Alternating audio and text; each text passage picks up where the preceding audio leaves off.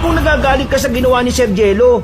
Pero gusto kong maintindihan nyo na hindi niya yung ginawa dahil gusto lang niya.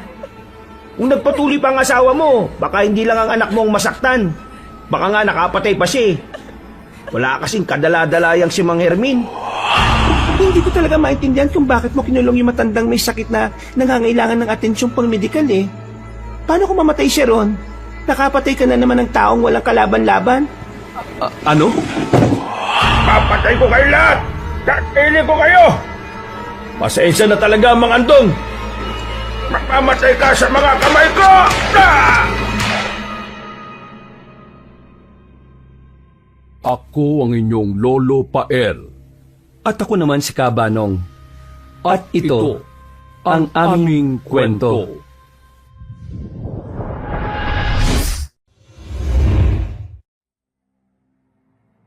Gamit ang nilulumang police patrol, kaagad tinungo ni Jello ang open basketball court sa kanilang baryo. Ngayon na rin kasi ang final game ng basketball league kung saan kasali ang pamangkin niyang si Edward. Sa puder na nilang mag-asawa lumaki ang nasabing binata dahil bata pa lamang ay namatay na ang nanay niyang si Tinay, na siyang kakambal naman ni Jello. At dahil iniwan na rin ng ama, kaya sila na mismo ang nag-aruga hanggang sa kasalukuyan. Inako na ni Jello at Cheska na tunay na anak si Edward dahil hindi rin kasi sila nabiyayaan ng langit ng supling. Sa binata na lang nila ibinuhos ang lahat, kaya naman kahit anong nais nun sa buhay ay talagang sinusuportahan nila. Pagdating sa open basketball court, ay halos siksikan na ang mga tao. Huling laban na kasi, at kung sinong mananalo ay siya ng tatanghaling kampyon sa taong yon. Pagkaparada ng sasakyan ay nagtungo muna ang matipunong pulis sa tindahan ni Mang Andong. Ang nasabing Ginoo ay kilala sa kanilang lugar dahil sa galing nito sa pagtitimpla ng kapeng barako. Bukod sa pagmamahal sa ginagawa, ay may kakaibang pampalasa pa siyang idinadagdag. Kaya naman humahalimuyak talaga ang aroma ng nasabing kape. Magandang hapon po, Kandong. 2 kapeng barako nga po yung sa akin. Bumati rin na matandang Ginoo at sinimulan na ang pagtitimpla ng kape sa tasa. Eksakto naman na lumapit ang bruskong si Tonton, ang kasamang pulis ni Jello, na nauna na sa lugar na yon. Sa kanilang baryo ay 2 lang silang pulis na nakadistino dahil malayo-layo sa kabiasnan ng kanilang lugar. O, kumusta? Anong balita sa laro, Ton? Ayos lang, sir. Lamang na yung team ng pamangkin mo. Napakahusay talaga ng batang yun sa laro, eh, no? Kanino pa ba naman magmamana? Di kundi sa akin. Talaga naman, sir. Pakitingin na nga lang muna yung kape, ha? Abot mo na lang sa akin at sisilip lang ako doon saglit. Sige, sir. Magpakita ka na ron para lalong ganahan yung pamangkin mo maglaro. Ngumiti na lang si Jello at mabilis na naglakad papunta sa open basketball court para panoorin ang pamangkin. Matapos makipaggitgitan sa iilang tao ay nakatingin din siya sa pinakaharap. Nang makita naman siya ni Edward ay ngumiti yun at saka dali-daling isinalaksak ang bola. Bumali-bali pa ang binata hanggang sa makashoot ng bola. Naghiyawan naman ng mga tao, kaya napangiti na lang ang pulis habang sumisenyas ng thumbs up sa kanyang pamangkin. Ang husay mo talaga, Edward! Pamangkin ko yan! Thank you po sa panonood ng laro. Mamaya ka na magpasalamat. Mag-focus ka muna sa game. Pagkababa ng mga manlalaro sa kabilang ring, ay biglang nakarinig ang lahat ng sigawan ng tao mula sa hindi kalayuan. Dahil doon ay pansamantalang natigil ang laro. Natuon kasi ang atensyon ng lahat sa babaeng sumisigaw. Maya-maya pa, naglumantad ang babaeng gumawa ng ingay ay may sugat yon sa kanang braso habang humahangos at umiiyak. Sumisigaw din yon at halata ang matinding takot sa hilatya ng muka. Eksakto rin na dumating si Tonton at iaabot na sana ang kape pero nakita niya rin ng dugo ang babae. Dahil doon ay inabot muna niya sa isang tambay ang hawak ng mga tasa habang si Jello naman ay nilapitan na ang takot na biktima. Oh, magsilayo na muna kayong lahat. Lumayo ang lahat sa court. Sumunod naman kagad ang mga tao na nagtipon sa kabilang parte ng lugar. Pagkalapit ni Tonton sa kaniyang superior, ay saka niya nakita ang isa pang lalaki sa hindi kalayuan. Kinausap nila ang babae pero alerto sila dahil may hawak na mahabang tabak ang papalapit na ginoong kinikilala nilang si Mang Hermin. Okay, relax ka lang, Rona, ha? Ano bang nangyari? Bakit kayo nahabol ng tatay mo ng tabak? Umiiyak-iyak lang ang babae, kaya pinasikaso na yon ng matipunong pulis kay Tonton, na muling sumigaw sa mga taong naroon pa rin na lumayo-layo na muna. Nang mailayo na rin si Rona sa gitna ng basketball court, ay saka naman hinarap ni Jello ang ginoong tila wala sa sarili. Mang Hermin, bitiwan niyo po yung hawak niyong tabak. Nasaktan niyo na po yung anak niyo, oh. Inuutusan ko kayo bilang alagad ng batas at kaibigan. Hindi umimik ang Ginoo. Marahan lang yung nagpatuloy hanggang sa halos 10 metro na lang ang layo nila sa isa't isa. Napapabuntong hininga si Jello habang sinisimplihan ang pagdukot ng baril. Anumang oras kasi ay baka bigla na lang sumalakay si Mang Hermin at kapag hindi siya alerto ay baka siya pa ang mapahamak sa huli. Pinagmasdan niya ang mukha ng may katandaang lalaki. Namumula ang mga mata nun. Kaya naisip niyang bumalik na naman yun sa bisyo. Mang Hermin, huling warning ko na ho ito. Ayaw ko kayong saktan hanggat maaari. Pero mukhang lasing na naman ho yata kayo eh. Pakiusap lang ho. Ibaba niyo na yung hawak niyo. Ha? Bago pa mabigkas ng maskuladong pulis ang huling salita, ay gigil na sumugod na ang lalaki na seryoso siyang tatagain. Dahil doon ay wala na ring nagawa ang alagad ng batas kundi ang bunutin ng baril at paputukan sa magkabilang tuhod ang matandang Ginoo.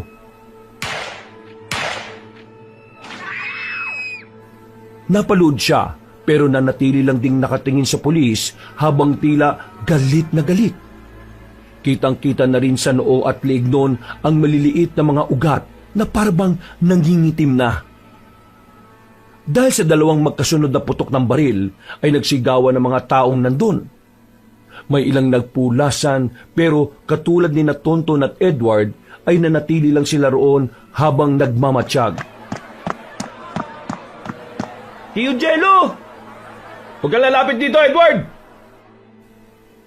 Eksaktong pagkatapos niyang sabihin yon, ay muling bumangon si Mang Hermin at saka sumalakay. Sa gulat ni Jello ay dahil wala na rin siyang mapagpipilian kaya binaril na niya sa noo ang matandang lalaki. Butas ang ulo noon na humandusay sa gitna mismo ng basketball court habang tumatagas ang dugo. Halos natutup ng lahat ng mga nakasaksi ang bibig nila, habang si Rona ay iyak lang ng iyak sa bisig ni Tonton. Dahil sa insidente ay tinigil pansamantala ang laro. Naging parte kasi ng investigation ground ang open basketball court dahil doon namatay si Mang Hermin. Hindi naman makapaniwala ang lahat kaya tuloy marami na naman ang haka-hakang nabuo sa buong baryo. Bago magtakip silim, ay nadala na sa morgue ang bangkay ni Mang Hermin. Doon din dumiretso sina Jello at Tonton para kausapin ang embalsamador na si Mr. Chavez. Bago kasi ipaimbalsamo ay pina-autopsy muna nila ang bangkay para malaman kung bakit tila wala yun sa sarili kanina. Sabi naman ni Mr. Chavez ay aabisuhan na lang niya ang mga pulis kapag tapos na ito. Nang palabas na ang mga alagad ng batas sa nag-iisang morgue ng baryo, ay saka naman nila nasa lubong ang asawa ni Mang Hermin pati si Rona. Parehong umiiyak ang mag-ina, kaya naman yumukod ang 2 pulis bilang pagdamay. Pasensya na po, Aling Mengay. Hindi ko intensyong patayin. Isang malutong na sampal ang natikman ni Jello sa asawa ng namatay. Hindi yun nagsasalita pero kitang-kita sa mukhang umiiyak ang galit habang si Rona naman ay tahimik lang ang pag-iyak sa tabi ng ina. Hindi naman pinalampas ni Tonton ang ginawang yun ni Aling Mengay kaya galit niya rin pinagsabihan ng ginang. Aling Mengay, bakit kayo nanampal ng alagad ng batas? Ha? Hindi niyo ba alam na dahil sa pananakit na yun pwede kayo makulong? Alam kong nagagalit ka sa ginawa ni Sir Jello. Pero gusto kong maintindihan nyo na hindi niya yung ginawa dahil gusto lang niya. Kung nagpatuloy pa ang asawa mo, baka hindi lang ang anak mo ang masaktan. Baka nga nakapatay pa siya. Wala kasing kadala-dalayang si Mang Hermin. Ang akala ko, tumigil na yan sa paglalasing. Oo, tama na yan, Officer Ton. Ito kasi sir Hayaan mo na. Yes sir. Aling Mengay, kinalulungkot ko ang nangyari kay Mang Hermin. Mabuting tao ang asawa nyo at wala namang kaming alitan. Aabisuhan agad namin kayo kapag lumabas na yung autopsy report bukas. Sa ngayon dumiretso na muna kayo sa center ng baryo. Nandoon ang asawa ko at gagamutin niya ang sugat ni Rona. Sinamaan lang siya ng tingin ng ginang at sinundan niyo ng maraming beses na pagmumura. Pagkatapos magsalita ng masasakit at mag-iyak-iyak, ay hinatak na noon ang sugat ng anak saka sila tinalikuran. Nang mawala na sa paningin nila ang mag-ina, ay napabuntong hininga na lang ang 2 pulis bago pumasok sa sasakyan nila.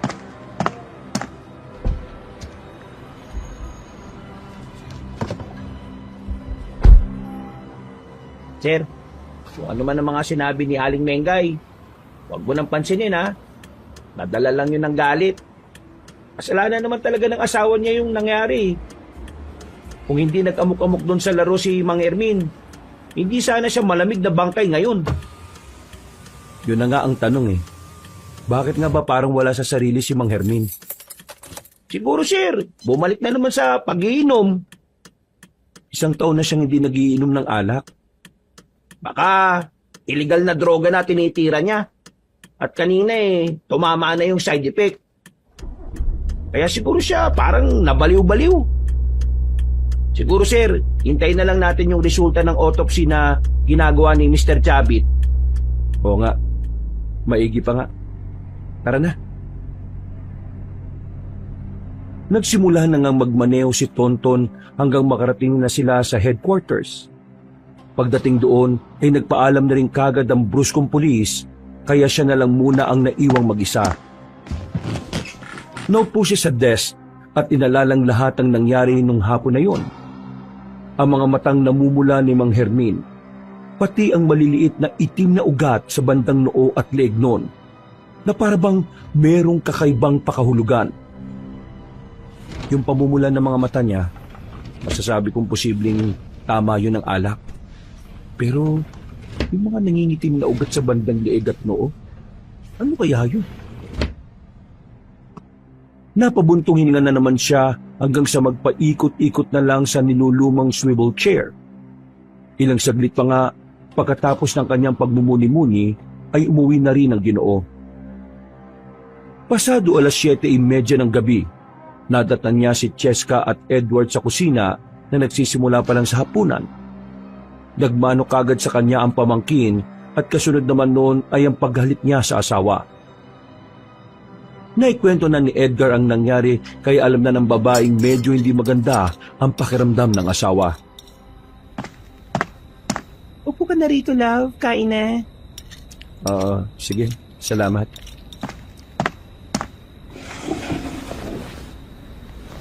Magkakasabay nga silang nagapunan at ang matapos na ay ang binata na ang nagpresintang maghugas sa mga pinagkainan nila. Nauna nang nagpunta ang mag-asawa sa kwarto para nga makapag-usap na maayos patungkol sa nangyari. Okay ka lang ba, love? Medyo mabigat-bigat ang nangyari kanina Nabalitaan mo naman na siguro yung nangyari kay Mang Hermin. Oo, naikwento na ni Edward kanina. Kaya nga, nag-aalala ako sa iyo Nalulungkot at nakokonsensya ako sa ginawa ko kay Mang Hermin.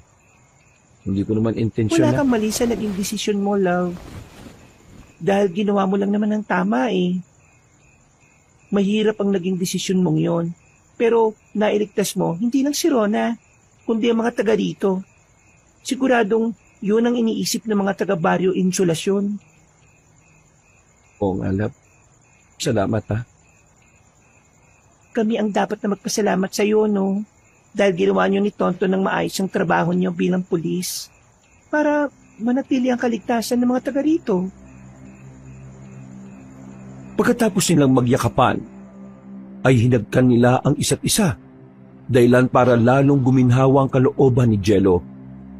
Ilang saglit pa, nang patulog na sila ay kumatok ng mahina si Edward na kaagad naman din nilang pinagbuksan.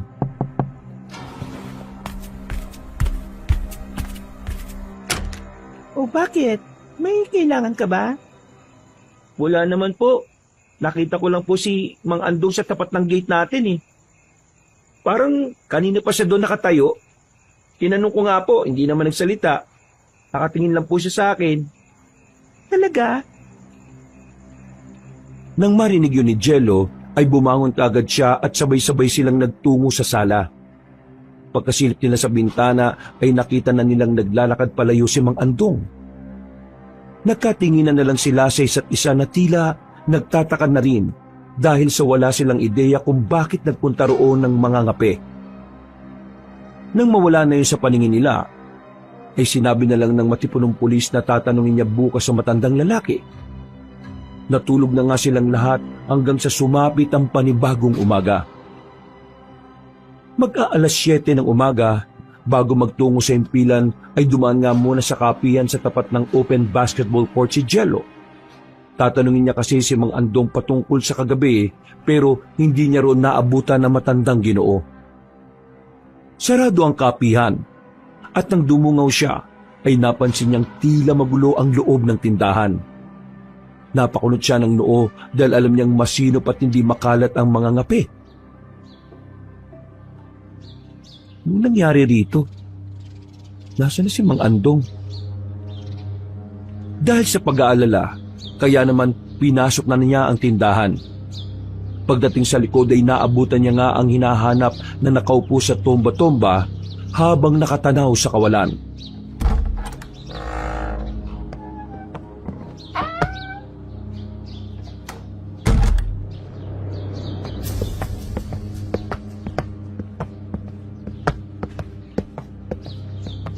Mang Andong, magandang umaga ho. Ayos ka lang ba? Duman ako dito kasi kagabi nagpunta ka sa bahay, sabi ni Edward. Matagal ka raw na nakatayo sa tapat ng gate eh. May problema ka ba? Hindi umimik si Mang Andong. Ang dating masayahing mukha nun na tuwing nakikita ang maskuladong pulis ay tila ba biglang nawala. Nakatulala lang yun sa kawalan habang nananatiling nakaupo sa tomba-tomba. Mang Andong, Naudlot na si Jello sa pagsasalita dahil biglang lumingon sa kanya ang mga ngape. Hindi pa rin yun umiimik. Pero napansin niya sa mga mata nun na parabang may kung anong pahiwatig na hindi maganda. Sa hindi malamang dahilan, ay bigla na lang nanayo ang balahibo ng pulis. Mabuti na lang ay muling bumaling si Mang Andong sa kawalan, kaya naudlot din ang tila takot na magsisimula na sanang umusbong. Mang Andong, kung masama po ang pakiramdam nyo, papupuntahin ko na lang dito si Cheska para matingnan kayo. Sige ho, kailangan ko na pong umalis eh. Hindi pa rin sumasagot ang matandang lalaki. Pero dahil nga sa malilate na rin sa trabaho, kaya nagpaalam na lang si Jello at hinayaan na lang ang mga ngape roon. Ilang saglit pa ay naabutan niya sa himpilan ang kasamahang si Tonton na may kausap sa telepono. Binati siya noon ng magandang umaga sabay abot ng tasa ng kape. Sige, mamaya tatawagin na kita ha. Dito na yung boss ko eh. Sir, pagpasensya na po niyo yung kape na yan ha. Medyo may iba sa panlasa nyo. Bumili lang kasi ako ng 3-in-1 sa tindahan eh. Nasarado yung tindahan ni Mang Andong. Oo, galing nga ako ron. Parang masama nga ang pakiramdam niya eh. Parang may kakaiba sa kanya. Ano, sir? Paano parang may kakaiba? Wala siyang kibo eh. Ang dami ko nang pinagsasabi. Nakatingin lang siya sa kawalan habang nakaupo dun sa tomba-tomba niya. Tinanong ko nga rin kung masama ba yung pakiramdam. Papupuntahin ko nga sana ron si Mrs. para ma-check up siya. Basta, parang may kakaiba talaga. Eh baka naman masama nga lang ang pakiramdam ni Mang Andong, sir. Eh sana nga ganun lang. Pero nung nagkatitigang kami, parang parehong-pareho yung tingin niya nung tingin sa akin ni Mang Hermin bago ko nabaril eh. Ay, sir, speaking of Mang Ermin nga pala, tumawag na pala yung puninarya. Sabi ni Mr. Chavit, tawagan mo na lang daw siya kapag dumating ka na. O paano, sir? Maiwan na muna kita, ha? Pupunta lang ako saglit sa baboyan ni Ma'am Aleha. Nagre-reklamo na naman eh. Tungkol na naman ba yun dun sa baboy niyang inatake raw ng mga mabangis na hayop? Nung nakaraan pa yun Eh di ba sinabihan na natin siyang gumawa ng mga trap sa palibot ng bakod? Eh yun nga, sir. Yun ang iche-check ko. O sige, mag-ingat ka ha. Basta bumalik ka kagad dito kapag wala ka ng ginagawa. Gumawa ka rin ng report para dyan at nang matapos na yung problema nilang yan. Pati ba naman alaga nila mga hayop, tayo pa ba yung pag-aasikaso niyan? Huwag ka na maburido dyan, sir. Alam mo naman na kaya sila sa atin humihingi ng tulong kasi alam nilang mabilis tayo umaksyon eh. Ibig sabihin lang nun, sir, maasahan talaga tayo. Ikaw talaga, dumali ka na naman. Sige na, bilisan mo na. At baka si Ma'am Aleha naman ang maaburido sa'yo. Ngumiti lang si Tonton at pagkatapos ay sa kanya nilagok ang natitirang kape sa tasa. Umalis na rin siya kaagad pagkatapos nun. Samantala, pagkaupo ni Jello sa lumang swivel chair, ay kaagad niyang kinuha ang telepono at tinawagan si Mr. Chavit. Nagkausap sila at napag-alaman nga niyang walang bahid ng alak si Mang Hermin. Kaya ibig sabihin lang noon ay hindi tama ng alak ang dahilan kung bakit namumula mga mata niya nung hapon na yon. Pagkababa ng telepono ay napabuntong hininga na naman siya. Pagkadakay, sa kanya inilagay sa report na walang bahid ng alak si Mang Hermin nung hapon na nanaga ito sa basketball court. Kung wala siyang tama ng alak, bakit namumula yung mga mata niya? Pati yung mga itim-itim na ugat. Ano kaya yun?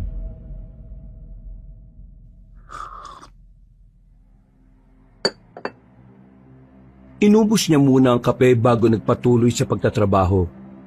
Makalipas ang ilang sandali, habang tinatapos gawin ang ilang police report ay dumating na nga ang asawa niya. Kasunuran ng babae si Julio na bagong saltang pulis at mag-iisang buwan pa lang na nagtatrabaho.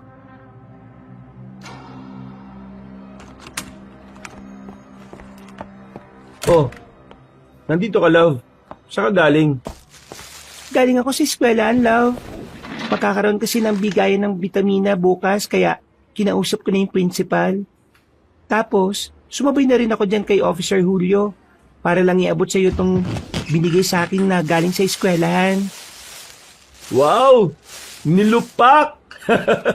alam na talaga nila yung paborito ko, ha? Salamat, love. Walang ko naman, love. Alis na rin ako kagad at babalik na sa center. Yung intern lang kasi ang naiwan ko ron eh. Alam mo naman ng mga matatanda rito sa baryo. Kapag wala ko, nag-uurimentado na kagad. Sige, love. Buti na lang at napadaan ka rito. Ihatid na rin kita pero pwede bang dumaan muna tayo sa tindahan ni Mang Andong? Nagpunta kasi ako nung kanina bago dumiretso rito sa headquarters. Napansin ko na parang masama yung pakiramdam niya eh. I-check mo kaya muna. O sige, wala naman problema. Palagi ko rin naman dinadala itong mga gamit ko eh, in case na magkaroon ng mga biglaang pasyente. O sige, tara na. Okay. Officer Barreta, ikaw na munang bahala rito ha. May pupuntahan lang kami saglit. Pagkatango ng binatang pulis, ay umalis na rin kagad ang mag-asawa at tinungo ang tindahan ng mga ngape. Nang ma-check siya ni Cheska ay kagad na pinatawag ang kanilang pamilya para sabihin ang lagay ng Ginoo. Medyo mabagal kasi ang pulso noon na hindi normal. Pagdating ni Nonoy na nag-iisang anak ng mga ngape, ay sinabi nga kagad ng doktora ang problema. Pinayuhan na magpahinga na muna ang matandang lalaki, hanggang sa bumalik sa normal ang tibok ng puso nito. Nagreseta na rin ng gamot ang babae na posibleng makuha sa ospital ng bayan, lalo na at senior citizen na rin ang nasabing Ginoo. Pagsapit ng ilang minuto, hinatid na nga rin nila si Mang Andong at Nonoy sa bahay noon na malapit sa malawak na taniman ng kape. Simple lang ang buhay ng matandang lalaki pero nagmamay-ari sila ng taniman ng kape kaya may kaya-kaya rin sila sa buhay. Matapos magpasalamat ni Nonoy ay nagbiyahe na nga kagad ang mag-asawa.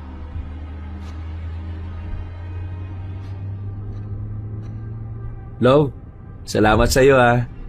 Mabuti na lang at na-check up mo kagad si Mang Andong. Kaya pala siguro siya pumunta sa bahay natin kagabi dahil meron na siyang iniinda. Mabuti na nga lang din at na-check up ko nga rin siya kaagad. Kaya siya parang lutang na ewan dahil yun sa lagay niya eh. Kapag naman natuloy-tuloy niya yung gamot, 1 linggo lang bubuti na kagad ang lagay nun. Ay nako, salamat sa Diyos. Mukhang mamimiss ko yung espesyal na kape ni Mang Andong ah. Huwag ka mag-alala. Nagpadala naman ng kape si Nonoy eh. Nandun sa likod oh. Dali mo na lang dun sa istasyon nyo. Aba, hindi ko nakita yun ah. Inabot niya yan kanina habang kausap mo si Mang Andong kahit hindi nagsasalita. Ah, ganun pala. Love, diyan mo na lang ako ibaba sa tindahan ha. May bibilin pa ako tapos maglalakad na lang ako papuntang center. Okay, sige love. Ingat ka ah. Ikaw din. I love you. I love you too. Matapos maihatid ang asawa ay nakatanggap ng tawag sa radyo si Jello mula kay Tonton. Nag-request ang nasabing pulis ng assistance sa kambingan kaya kagad siyang sumunod doon. Pagdating nga sa nasabing lugar, ay ganun na lang din ang gulat niya matapos makita ang 3 baboy na mga wala ng buhay. Hindi kasi kaaya-aya ang kinahinatnan ng nasabing hayop. Kagad nga nilang sinuri ang mga pangyayari kung paanong namatay ng ganon ang mga walang kalaban-laban na mga baboy. Pansamantala nilang dinala ang isang bangkay ng hayop kay Mr. Chavit upang masuri habang ang 2 natitira ang nilibing naman. Nakiusap din sa kanila si Mang Alejo na magronda sa palibot ng lugar. Sinang-ayunan lang ito ni Jello kahit ang totoo ay napapailing na lang siya sa request ng ginang. At katulad ng dati, pinayuhan niya na lagyan ng trap ang paligid ng kulungan ng mga baboy. Nang sa ganon ay hindi makapasok ang kung sino mang mabangis na hayop na pumapatay sa mga ito. Mabilis na lumipas ang oras. Pag-uwi ng bahay galing sa pagduduty sa himpilan ay naabutan ulit ni Jello ang asawa at ang pamangkin na kauupo lang sa dining table. Nagugas lang siya ng kamay bago umupo at nakisalo sa 2. Oh, kumusta naman ang maghapon nyo? Ayos lang naman, love. Tuloy-tuloy na bukas yung pamimigay ng vitamin sa paaralan. Ay, siya na rin pala. Duman ulit ako sa bahay ni Mang Andong kanina bago umuwi. Sabi ni Nonoy, medyo okay naman na raw yung tatay niya pagkatapos na makainom ng gamot. Nakita ko nga't nakakausap na ulit kahit papano. Nginitian nga niya ako eh. Mabuti naman kung ganon. Natutuwa ako marinig yan. Sana magtuloy-tuloy na yung paggaling niya, love, no? Oo naman, kagaling kagad yun si Mang Andong. Basta wag lang siyang mag-i-skip sa gamot. Ikaw Ed, ikaw naman. Kumusta naman ang eskwelahan sa bayan, ha? Okay naman po, Tiyo. Wala naman masyadong ganap dun eh. Ganun pa rin. Ay, ano po pala? Sabi ni professor ko, posibleng magkaroon kami ng summer basketball league. Kaya po parang magkakapasok pa rin ako sa bakasyon. Okay lang po ba yon, Tiyo, Tiya? Oo naman, no?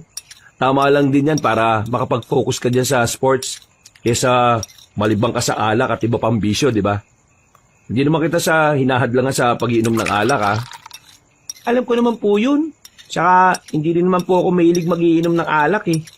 Ayoko ng lasa nun eh. Mabuti naman kung ganon. Tama yan. Basta kung para sa sports, susuportahan ka namin ng Tia Cheska mo. Pero syempre, pag-igihan mo pa rin ang pag-aaral mo, ha? Oo naman po. At saka nga po pala, Tiyo, nabalitaan niyo po ba yung nangyari sa baboyan ni Aling Alejo? Ha? Oo, bakit? Yung baboyan din daw po kasi ng kaklase kong si Colin. Taga-kabilang baryo po yun eh. May ganong insidente rin daw pong nangyari. Parang magdadalawang linggo na raw po yun. Eh, Tiyo, pangatlong beses na raw po silang namamatayan ng mga baboy eh. Ha? Talaga? Eh ano sabi ng mga pulis doon? Hindi naman po nila ipinapulis. Bali yung mga opisyal lang po ng baryo yung nag-asikaso. Yung mga tanod, tsaka yung kapitan.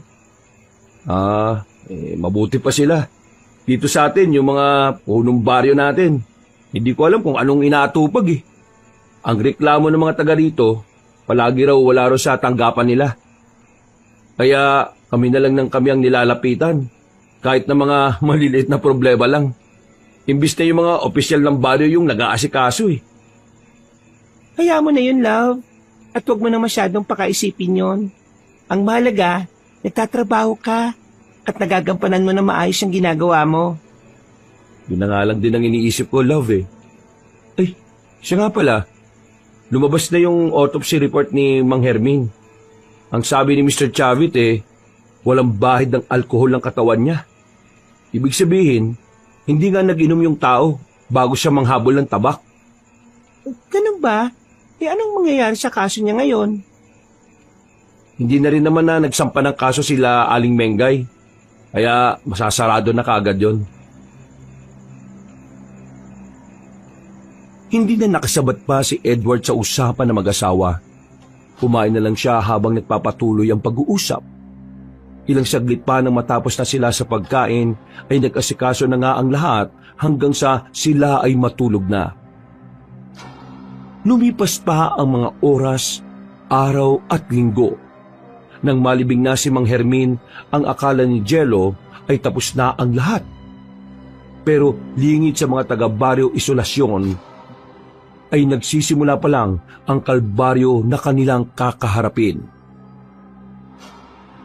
Biyernes ng umaga, pagdating pa lang ni Jello sa impilan ay nakatanggap na kagad siya ng tawag. Nang marinig ang boses ng kanyang asawa, ay nagtaka siya kaagad. Bihira naman kasing tumawag ng ganon si Cheska, lalo na kapag hindi namang importante.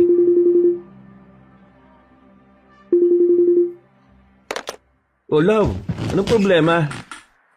Wala naman. Kung mapapadaan ko sa taniman ng kape, ipapatid ko lang sana sa iyo yung gamot dito para kay Mang Andong. Hindi kasi ako makakapunta ron ngayon dahil pupunta kami sa ospital ng bayan. May pasyente kaming dadalhin doon na ililipat na sa syudad. Sige, walang problema, love. Akala ko naman kung ano na, kaya ka tumawag. Sakto dahil pupunta na rin kami sa Batis dahil may tumawag sa amin na importante. Sige, dadaan ko na lang yan doon sa kanila. Iiwan mo na lang dyan kung sakaling aalis kayo, ha? Sige, love. Salamat. Matapos magkapaalamanan, ay nagbiyahe na nga kagad si Jello kasama si Tonton. Naiwan uling mag-isa sa himpilan ang intern na si Julio. Ilang saglit pa, nang makuha na nila ang gamot ay dali-dali nga nilang tinungo ang taniman ng kape ni Mang Andong. Nakita nila si Nonoy sa labas ng bahay pero tila problemado rin yon.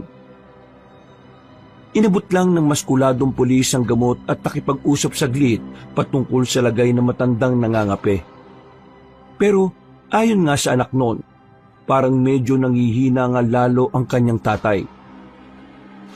Para lang mapalubag ang loob, sinabi na lang ni Jello na pabibisitahin niya kagad si Cheska kapag nakauwi galing sa ospital ng bayan. Nang matapos na ang pag-uusap, ay nagtungo na kagad sila sa batis ng Baryo Isolasyon. Nakita nila roon ang 3 nangingisda sa batis na siyang tumawag sa kanila. Pero meron kasing natagpo ang patay na katawan sa liblib na parte ng batis. Nang tingnan nila yon, ay napatakip na lang sila ng ilong. Nangangamoy na kasi ng husto ang bangkay at base sa itsura ay parabang halos lagpas 2 linggo na yung nandun. Di na makilala ang mukha ng nasabing bangkay, kaya hindi na rin nila matukoy kung sino yun. Pagsilid nila ng bangkay sa cadaver bag, ay dali-dali nila yung dinala kay Mr. Chavit para ipasuri. Sinabi na rin ng embalsamador ang tungkol sa pinasuri sa kanyang baboy. Napag-alaman nilang inatake nga yun ng parehong hayop at tao, kaya nagtaka ang mga pulis habang sila'y nalilito. Paano nangyari yun? Parehong hayop o tao ang umatake ron sa baboy ni Ma'am Alejo? Posible ba yun, sir? Ayaw ko sanang sabihin to, pero ang naisip ko lang sa sinabi mo, Mr. Chavit, na parehong hayop o tao. Wag mong sabihin, aswang yan, sir. Yun nga sanang sasabihin ko eh. Seryoso ka ba dyan, sir? Oo. Nanto ko, sir. Aswang talaga? Sir, makabago na ang panahon natin ngayon. Kahit dito sa probinsya, wala na masyadong ganon. Sa tinagal-tagal ko dito sa Baryo Isolasyon, wala naman ako nabalitaan o nakitang aswang eh. Hindi ko naman sinabing yun na talaga. Ang sabi ko lang, yun ang naisip ko nung sinabi ni Mr. Chavit na parehong hayop at tao yung umatake sa mga baboy ni Ma'am Alejo. Hindi na umimik si Officer Gutierrez. Napatingin na lang sila pareho sa embalsamador na nagkukwento nga rin na posibleng tama ang sinabi ni Jello patungkol sa aswang. Hindi malayo mangyari yon, lalo na at nasa liblib lang din ng kanilang baryo. Pagkatapos ng pag-uusap na yon, ay bumalik na sila sa himpilan. Nabutan nila si Julio na humihigop ng sabaw ng papaitan. Nainggit sila sa binatilyong pulis, kaya lang ay hindi na sila nakahingi dahil sa naubos na ang nasabing ulam. Nang tanungin ni Tonton kung saan nabili ang papaitan, sinabi lang ni Julio na may maglolang nag-iikot-ikot at naglalako. Dahil sa masarap na amoy, kaya bumili siya.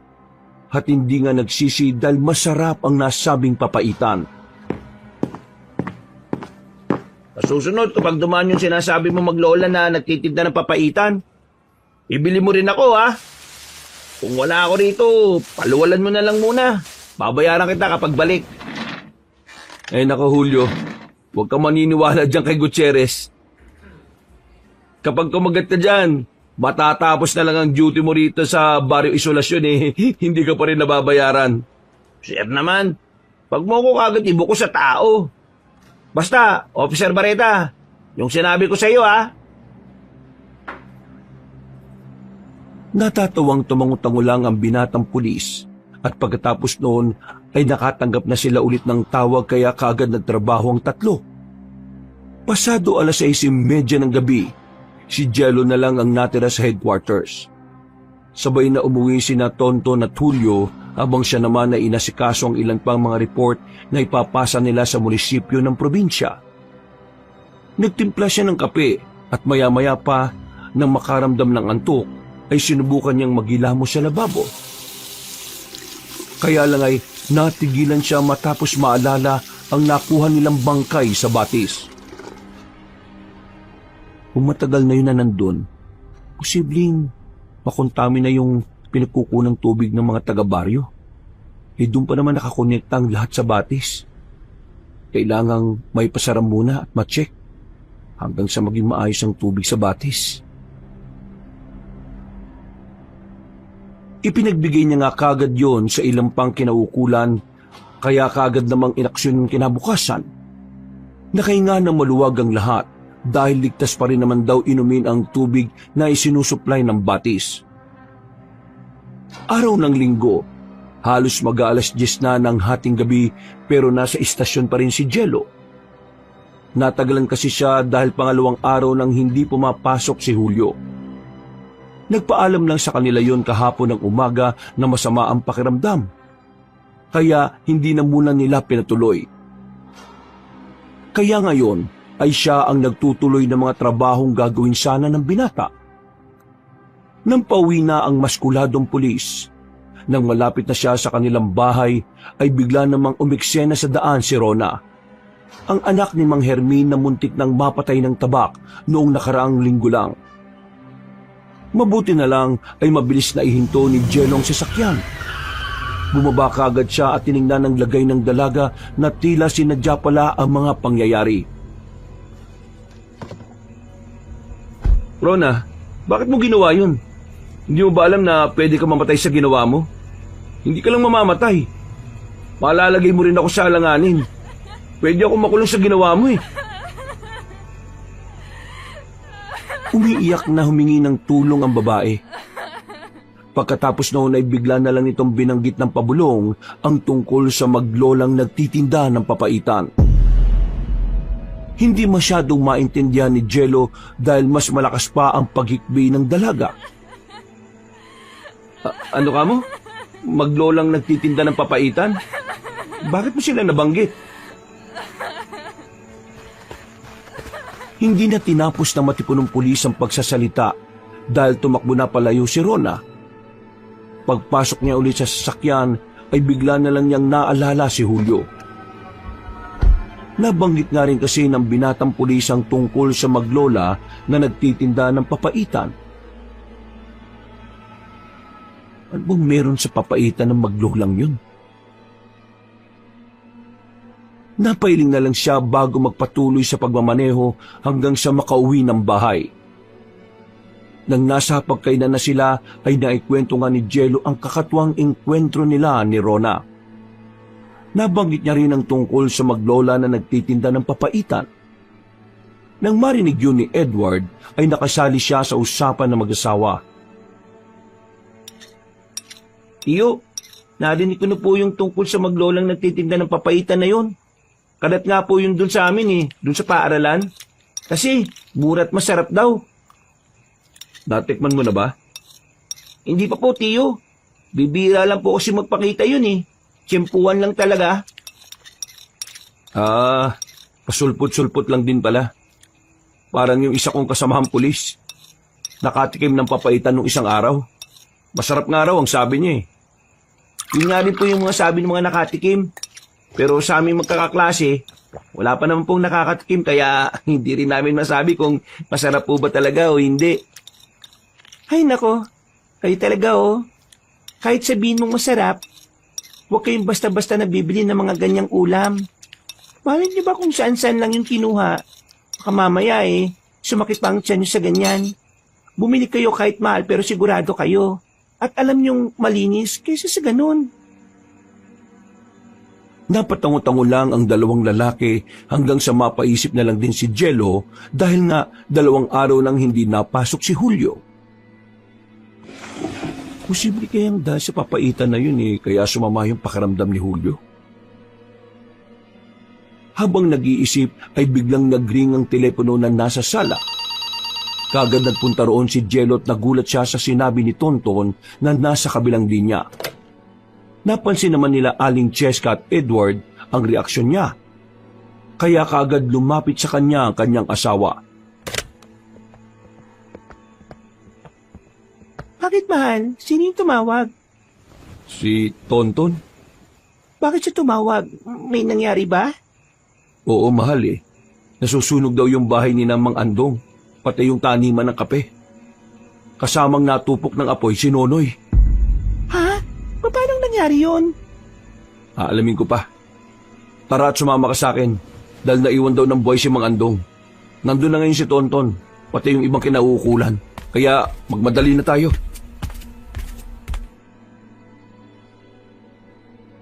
Dali-dali ngang nagtungo ang mag-asawa sa pinangyarihan ng insidente habang si Edward ay naiwan lang mag-isa sa kanilang bahay. Maya-maya pa malayo pa lang ay tanaw na nila ang nasusunog na maliit na parte ng kapihan. Nakontrol na kasi ng mga taong naroon ng apoy. Yun nga lang ay tupok na tupok talaga ang bahay ni Mang Andong at katulad ng sinabi kanina ni Tonton, kasama sa nasunog si Nonoy.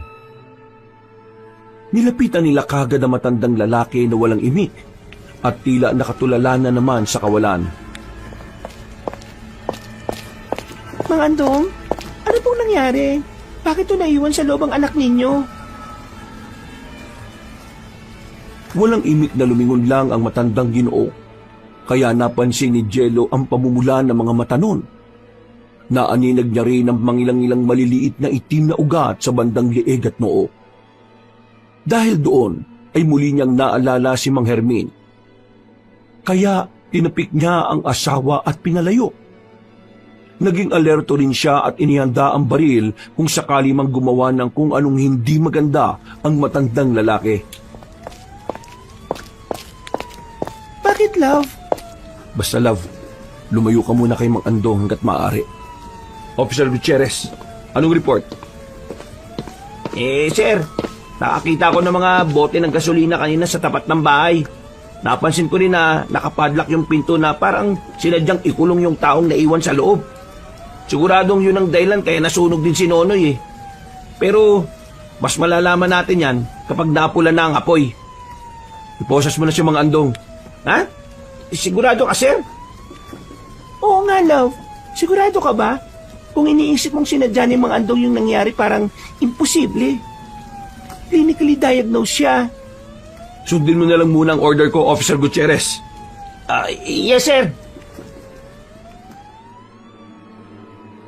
Binusasan at dinala nga nila sa impila ng matandang lalaki para doon ay imbestigahan. Pansamantala muna nila yung ikinulong habang umuusad ang kaso. Nag-alala naman si Cheska dahil nung huli niyang pinulsuhan kanina ang matandang lalaki ay halos hindi na niya maramdaman ang tibok ng puso noon. Habang nasa impilan ay nakikipagdiskusyon na ang doktoro sa asawang pulis. Sinasabi niyang kailangan madala matandang lalaki sa ospital ng bayan bago pa mahuli ang lahat. Ngunit hindi yun sinunod ni Jello. Iniwan lang nila si Mang Andong sa kulungan ng himpilan habang bantay-bantay ni Tonton. Dahil sa pangyayaring yun, hanggang sa pag-uwi ng bahay ay nagtatalo mag-asawa.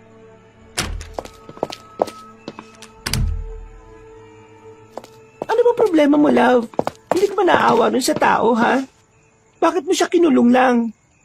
Delikado kapag pinakawalan siya, love. Sana maintindihan mo yon. Kaya huwag ka makipagtalo sa akin, please lang. Hindi ko talaga maintindihan kung bakit mo kinulong yung matandang may sakit na nangangailangan ng atensyong pang-medikal eh. Paano kung mamatay siya ron? Nakapatay ka na naman ng taong walang kalaban-laban? Ano? Pasensya na, ha? Hindi ko sinasadyang masabi yun. Kalimutan mo na yun, love. Ganun pala tingin mo? Pinatay ko si Mang Hermin na walang kalaban-laban? Nabigla nga lang ako, love. Sa sobrang inis at pagkadismaya ay hindi naiwasan ng Ginoo na masapak ang dingding. Sa ganoong paraan kasi ay maiibsan ang bigat na dinadala niya sa loob. Napayak naman si Cheska nang makita ang asawa na nagagalit at sumama ang loob dahil sa mga sinabi niya. Natigilan sila nang lumabas si Edward na hindi na rin umiimik pa. Nang nasa higaan na ang mag-asawa, ay hindi hinayaan ng babae na matulog silang pareho ng may samaan ng loob. Niyakap niya ang asawa na alam niyang nagdaramdam dahil sa nangyari. Sorry talaga, love. Hindi ko sinasadya yung mga nasabi ko. Nadala lang ako ng emosyon ko dahil sa pag-aalala ko kay Mang Andong. Na-check ko kasi mismo yung pulso niya kanina eh. Kailangan niya talaga madala sa ospital. Pasensya na rin kung hindi ko magagawa yung gusto mo, love. Nag-aalala ako na kapag ginawa ko yon, baka mangyari ulit yung nakaraan. Yung katulad ng ginawa ni Mang Hermin. Anong ibig mo sabihin, love? Yung mga mata ni Mang Andong, pati yung mga nangingitim na ugat sa ilalim ng leeg at noon niya. Kaparehong kapareho yun nung kay Mang Hermin. Kaya malaki talagang posibilidad na sinadya niyang sunugin ang bahay nila kasama yung anak niyang si Nonoy. Diyos ko po. Bukas ng umaga, sisimulan namin ni Tonton ang pag-iimbestiga. Dalawang maghiwalay na insidente ang nangyari kaya hindi ko na to dapat ipagsawalang bahala pa, love. Hindi kaya dahil yun sa tubig dun sa batis? Naging kontaminado yun ng mga kung ano-anong parasite dahil may namatay dun na tao, di ba? Napasuri ko na yung tubig. Malinis naman daw kaya imposibleng yun ang dahilan. Nakakatakot naman, love. Mag-iingat kayo ni Tonton, pati si Julio. Oo, love. Sa ngayon magpahinga na tayo at matulog. Natulog na nga ng mahimbing ang mag-asawa na hindi na nagkakatampuhan. Kinabukasan, pagdating sa headquarters, ay wala pa rin ang baguhang si Julio. Hindi rin sila nakatanggap ng kahit anong text o tawag sa binata, kaya medyo nag-aalala si Julio para sa binatang pulis. Kumusta? May balita ka na ba kay Julio? Wala nga sir Kanina, kinontak ko. Hindi naman sinasagot yung cellphone niya. Medyo nag-aalala na nga ako Nakakamiss din pala yung taong yun, kahit medyo aanga-anga. Ano kaya nangyari ron? At biglang nagkasakit-sakit. Ang lakas-lakas niya pa nung nakaraan Siya nga pala. Huwag ka muna kakain ng papaitan kung sakaling duman ulit dito yung maglola. Ha? Anong kinalaman nun sa usapan natin, sir? Basta, makinig ka na lang at sumunod. Dadaanan ko na lang mamaya si Officer Barreta. Pupunta kasi ako sa simbahan ngayon Tumawag si Father Burgis at may ikukonsulta sa akin. Sige sir. Ako na munang bahala rito. Kapag tumawag si Mr. Chavit, ikaw na ang kumuha ng report ha. Teka, kumusta nga pala si Mang Andong dito? Ayun sir, tingnan mo. Ganun pa rin. Hindi nagsasalita. Nakatitig lang sa bubungan tapos pangisi-ngisi. Parang tinutuyo na yata. Binigyan ko ng pagkain at tubig Di naman ginalaw. Umidlip ka na lang muna habang wala pang ginagawa. Basta, huwag ka lang munang aalis para kapag may nangyari may tao rito. Opya sir. O sige, ingat kayo Bago umalis ay nilapitan muna ng matipunong pulis ang kinalalagyan ni Mang Andong. At napansin nga niya na tila mas dumarami ang nangingitim na ugat sa bandang liig ng matandang Ginoo. Napabuntong hininga siya dahil para na talagang ibang tao ang kaharap niya at hindi na si Mang Andong. Nakakalungkot man, pero wala na siyang nagawa kundi iwan doon na matandang lalaki. Kaya pagkabiyahe at pagdating sa simbahan, bago lumabas si Father Burgis ay isinama niya muna sa panalangin ang matandang mga ngape pati na rin ang buong baryo. Makalipas ang ilang minuto ay dumating na nga ang pari at sinama siya sa likod ng simbahan. Pagpasok nila sa isang silid ay nagulat si Jello pagkakita na tila meron ding piitan doon. Father Burgis, bakit may piitan dito? At sino yung mga nakakulong? Mga estudyante? Kinumpirma nga ng pari na ang 2 taong naroon na binata at dalaga ay mga estudyante. Ayon pa sa Ginoo, ilang araw na raw na tila inaalihan ang mga yon ng demonyo at nakita silang ganoon pagkatapos lang mananghalian. Ipinakita sa kanya ng pari ang mga estudyante dahil minsan na niyang naikwento yung itsura ng mga Hermin bago niya yung binaril. Nang pagmasdan niya ang mga estudyante ay namumula nga rin ang mga mata noon at may mga nangingitim na ugat sa leeg at noo. Father Burgis, ano yung kinain ng mga estudyante ng tanghalian? Naitanong niyo na ho ba? Nagkibit balikat ang pari dahil hindi rin naman niya naitanong ang tungkol sa kinain ng mga estudyante. Para sa kanya ay hindi naman nakasali pa yon. Sinabi na lang ng Ginoo na tuwing binabasbasan niya ang mga bata at pinapanalangin ay naghuhurimentado nga ang mga yon at galit na galit. May pagkakataon pa nga na naglalaway ang dalawa sa galit lalo na kapag sasapit na ang gabi. Matapos ang medyo mahaba-haba pang usapan ay nagpaalam na rin ang matipunong pulis. Dumaan siya sa paaralan para sana ipagtanong-tanong ang tungkol sa mga estudyanteng nakapiit sa simbahan dahil sa hinalang inaalihan ang mga yon ng demonyo o masamang espiritu. Pero hindi nagbigay ng pahayag ang eskwelahan dahil sa kanilang patakaran bilang proteksyon na rin sa mga estudyante. Kahit naiinis at masama ang loob, ay hinayaan at nirespeto na lang ni Jello ang tungkol sa bagay na yon. Tinungo na lamang niya ang inuupahan ni Julio pero ayon sa landlady ay nagpunta sa ospital ang binata para kumuha ng medical certificate. Nakahinga siya ng maluwag dahil alam niyang makakapasok na ulit ang binatang pulis. Nagpatuloy na siya hanggang sa makarating siya malapit sa pamilihang bayan. Doon ay nakita niya ang maglolang may tulak-tulak na kariton. May dalawang malalaking kaldero ang kariton na yon at kaagad niyang naamoy ang mabangong papaitan. Sa hindi malamang dahilan, para siyang naengganyo kaya inihinto niya ang sasakyan. Pagbaba ay kaagad niyang tinawag ang maglola.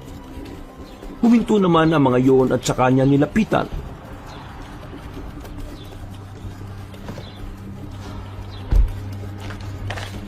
Papaitan mo ba yung naamoy ko? Gwapo't matipon ng pulis. Masarap tong papaitan ko dahil meron tong espesyal na sangkap na pamilya lang namin ang nakakaalam. Wow, talaga ho? Ha? Natigilan na at napasingap si Julio dahil binuksan ng binatilyong 13 anyos ang isang kaldero. Humalimuyak ang mabangong samyo ng papaitan kaya mas lalong natakam ang matipunong pulis. Ito lang po yung natitira, mamang pulis. Bumili na po kayo bago maubos. Minsanan lang po naman magtinda ang lola ko. At saka, meron din pulis na bumili sa amin yung nakaraan lang eh. Ha? Ganun ba? Kayo yata yung sinasabi ng tauhan kong si Julio eh. Masarap nga raw yung papaitan nyo. Opo, talagang masarap tong papaitan namin. Kumuha ka na, gwapong pulis. Eksakto at abot pa yan ng isang supot. Ibibigay ko na lang sa iyo ng 50. Sige ho, Manang. Tawagin mo na lang akong si Mang. Sige ho, Manang Simang. Maya-maya pa, pagkabigay ng supot ng papaitan, ay umalis na rin kagad ang maglola. Nagbiyahe na rin si Jello pabalik sa impilan habang naamoy pa rin ang nasabing papaitan.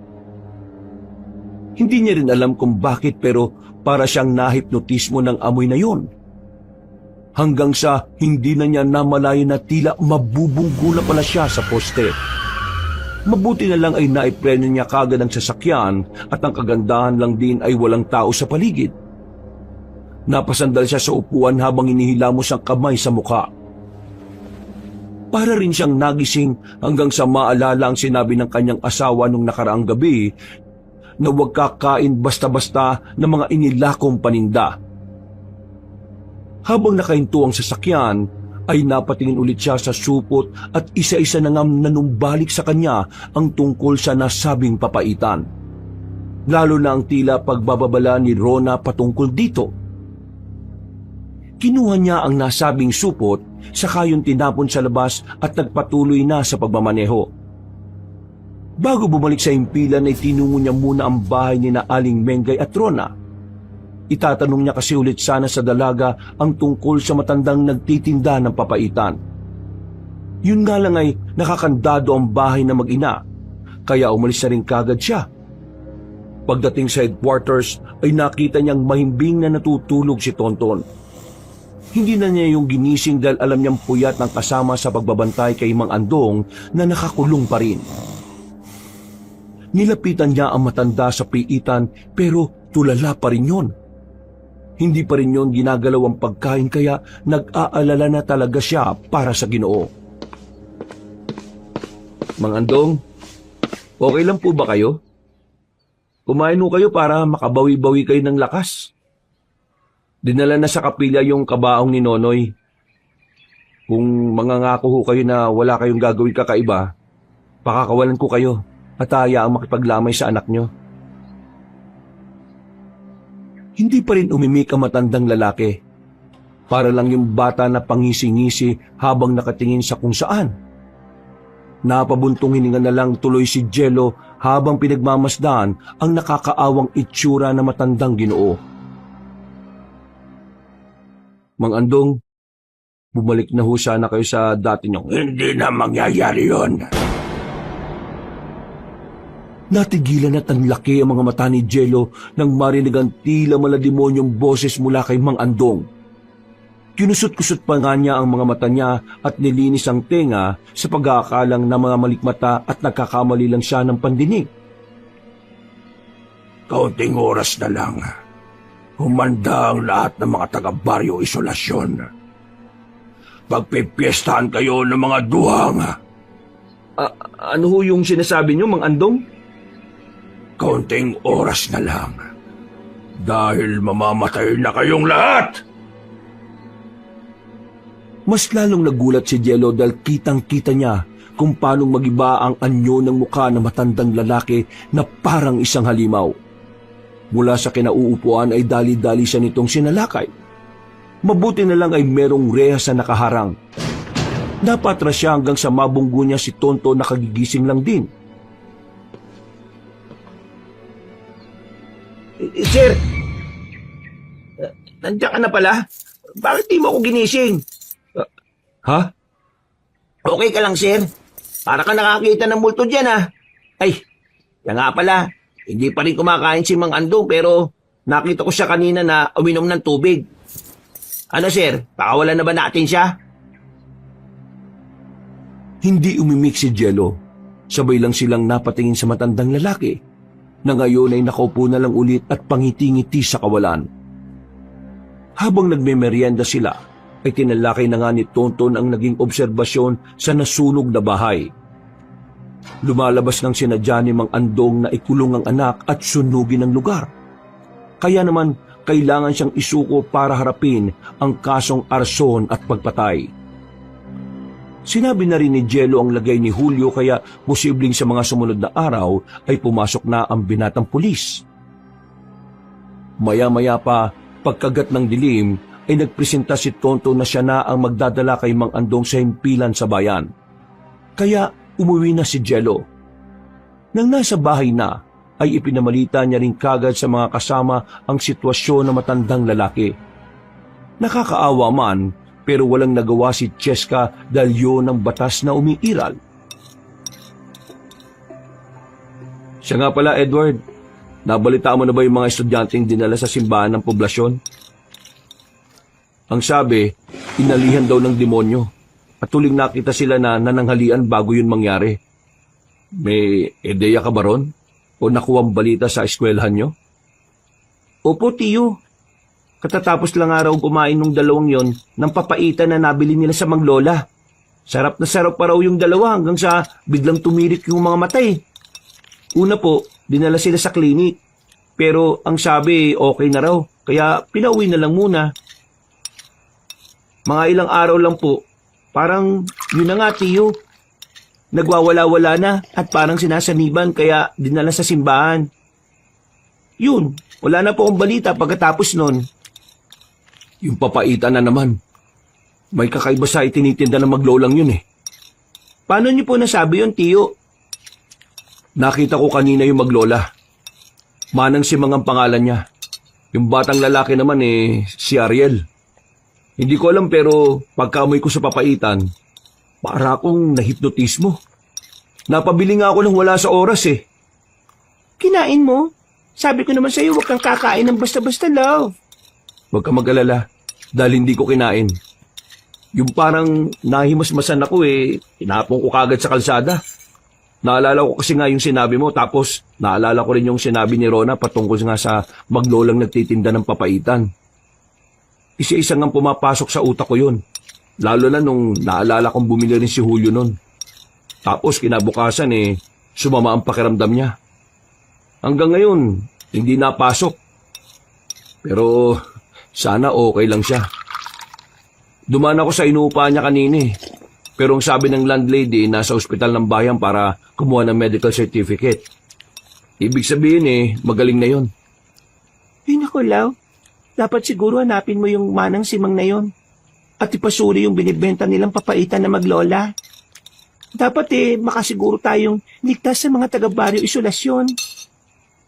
Posible nga kayang nakakain din si Mang Hermin at Mang Andong ng papaitan na yon? Hindi ko alam eh. Pero huwag kayong mag-alala. Hahanapin ko yung maglola para malaman natin kung tama yung hinala ko. Kung sakali man na makita nyo sila, huwag na huwag kayong lalapit. Magtakip kayo ng ilong kagad dahil parang nakaka-hypnotis na yung amoy ng papaitan eh. Habang nagpapatuloy sa pagkukwentuhan sa gitna ng hapagkainan, ay nakarinig sila sa labas ng tunog ng sasakyan. Sinundan yun ng busina kaya dali-daling nagtungo si Jello sa labas ng bahay. Nagulat siya nang makita si Tonto na tila humahangos. Marami rin yung kalmot sa katawan kaya nag-alala siya para sa kasamahan. Oh, ano nangyari sa iyo, Officer Gutierrez? Sir, pasensya na sa abala. Nawawala kasi yung cellphone ko eh. Nahulog yata kaya dumiretso na lang ako rito. Halika muna rito sa loob at uminom ka ng tubig bago ka magsalita dyan. Oh, Tonton, inumin mo muna to.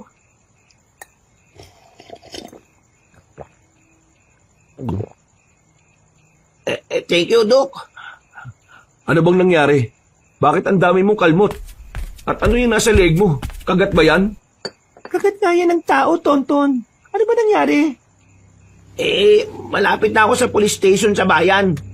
Nang biglang magwala si Mang Andong. Inihinto ko yung sasakyan tapos lumabas ako para pakalmahin siya. Pero pagbukas ko ng pinto bigla siyang lumundag sa akin. Pinagkakakalmot niya ako at kinagat sa leeg. Mabuti na gamit ko yung pinto ng sasakyan na hinampas ko sa kanya. Dahil wala akong pagpipilian eh. Pagkatapos nun, lumayo siya at lumingisi-ngisi hanggang sa mabilis na tumakbo palayo. Sinubukan ko siyang habulin pero hindi ko na naabutan eh. Anak ng tokwa naman oh. Mahirap paniwalaan pero totoo yung mga sinabi ko, sir. Naniniwala naman ako sa iyo eh. Nakausap ko na siya kanina at ibang-iba ang boses niya. Parang hindi na talaga si Mang Andong. Kaya pala parang nagdadalawang isip ako na ikaw lang ang magatid eh. Dapat pala sinama na kita kanina eh. Ayos lang naman sa akin yun, sir. Ang pinoproblema ko lang, nakawala sa kamay ko yung suspect ng pagpatay at pagsunog sa sarili niyang anak at taniman. Paano kung sa iba naman niya gawin yun? Huwag mo na munang isipin yon. Love, pakigamot nga muna yung mga sugat ni Officer Gutierrez. Pagkatapos dyan kumain ka na rin muna. At kapag naggamot ka na, pumunta tayo sa tanggapan ng baryo para ipalam yung nangyari. Dapat malaman na tumaksyon na ang punong baryo. Kagad na ngang nilagyan ni Cheska ng paunang luna sa mga sugat ni Tonton. Si Jello naman, habang naghihintay sa kasamang pulis, ay nag-isip na ng gagawin para matunton ang pinagtataguan ni Mang Andong. Dahil tuloy doon, ay bigla niyang naalala ang mga naging usapan nila kanina noong nakapiit pa ang matandang lalaki sa headquarters. Kaunting oras na lang, humanda ang lahat ng mga taga-baryong isolasyon. Pagpipiestahan kayo ng mga duha. Kaunting oras na lang dahil mamamatay na kayong lahat! Ano ba yung duhang na yun na pagpipiesta ng mga taga-baryong isolasyon? Napabuntong hininga siya at nagpatuloy sa pag-iisip ng ideya hanggang sa marinig na niya si Tonto na nagpapasalamat sa kanyang asawa. Hindi rin sila kagad umalis dahil pinakain muna ni Jello ng hapunan ng bruskong pulis. Ikinuwento na rin niya ang mga obserbasyon at dapat nilang gawin para masolusyonan ng tila kung anong kababalagang nangyayari sa baryo. Walang kamalayan ng mga mamamayan na unti-unti na pala silang binabalot na matinding kadiliman. Pasado 9:00 ng gabi ay nagtungo ang 2 pulis sa tanggapan ng baryo. Naabutan nila ang walang kwentang punong baryo na nakaangat pa ang paa sa desk nito habang nagkukuyakoy at nanonood ng action movie. Nang makita sila noon ay napaismid pa ang punong baryo bago umayos ng upo. Hindi man sinasabi pero ipinakita naman ng aksyon at ekspresyon ng mukha ng Ginoo na ayaw noon sa kanila. Dahil doon ay hindi na nagpaligoy-ligoy pa si Jello. sinabi na niya kagad ang pakay at ang sagot lang ng punong baryo ay ipapadala niya ang mga tanod para magronda-ronda sa baryo. Pagkatapos ay tinalikuran na sila noon. Tila napipiko na bumalik ng sasakyan si Jello kaya tinapik-tapik lang siya ni Tonton sa balikat.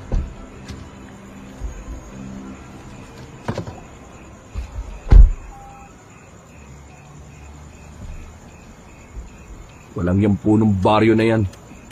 Nagpapalaki lang ng tiyan at puro pangungurakot ang ginagawa eh. Ni wala man lang siyang matinong aksyon dito sa nasasakupan niya. Ay nako, mga tao nga naman talaga. Nakatikim lang ng kapangyarihan ang akala mo kung sino nang umasta. Sir, hayaan mo na yung si Lumba-Lumba. Total, nagsabi na rin naman siya na magpaparonda siya ng mga tao sa buong baryo. Gawin na lang din natin na makakaya natin. Salamat pero umuwi ka na muna, Officer Gutierrez, ha? Eh sir, bakit mo naman ako pinapauwi? Sa akin mo ba binabaling yung pakainis mo kay Lumba-Lumba? Huwag naman sir. Hindi. Ilang araw ka na kasing puyat eh. Naalala lang kita. Alalahanin mo rin ang sarili mo. Lalo na't may anak kang 5 taong gulang pa lang. Tingnan mo yan nangyari sa'yo. Oh. Ang dami mong benda sa katawan at may kagat ka pa sa leg na para kang sinakmal ng hayop. Ano na lang ang sasabihin ng asawa mo niyan? Baka isipin pa nun, pinababayaan kita. Eh hindi naman iisipin ng misis ko yun sir. Basta, umuwi ka na muna at magpahinga. Alos 24 oras ka na rin nasa estasyon eh. Huwag ka magalala, ayos lang ako. Bilisan mo na't ihahatid na kita. Wala nang nagawa ang bruskong pulis kundi sundin na lang ang utos ng kanyang superior. Pagkatid ni Jello ay naglibot-libot na rin muna siya sa buong baryo. Kahit papaano ay nawala ang inis niya dahil nakita niya ang mga tanod na naglilibot-libot din. Lumipas pa ang mahabang oras. Maya-maya pa ay dumiretso siya sa bayan hanggang sa madaanan ng inuupahang bahay ni Julio. Napansin niya sa labas ang landlady na parabang natatakot kaya nilapitan niya yon.